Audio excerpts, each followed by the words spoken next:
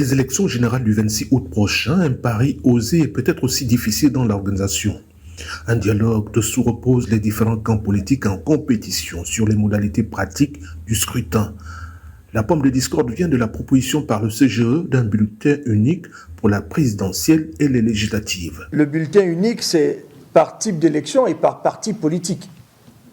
Donc il est clair que le parti politique X, qu'il présente un candidat à l'élection du président de la République et qu'il présente un candidat à l'élection des députés à l'Assemblée nationale, ce parti politique aura le candidat, la photo du candidat à l'élection du président de la République et la photo de son candidat à l'élection des députés à l'Assemblée nationale sur le même bulletin avec les deux photos, les deux photos d'identité des deux candidats aux différentes élections.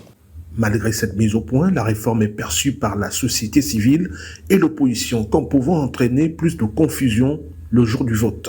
Nous avons saisi toutes les missions diplomatiques, nous avons saisi les Nations Unies, nous avons rappelé aux Nations Unies les dispositions du guide en matière de prévention de conflits électoraux qui a été rédigé en 2010 par le PNUD et l'incompatibilité des recommandations de ce guide-là par rapport aux actes posés par le gouvernement gabonais, le président du CGE. Face à ces incompréhensions sur le processus électoral, certains acteurs politiques de l'opposition réclament le report des élections, une demande déjà rejetée par le gouvernement qui tient au respect du chronogramme en cours d'exécution.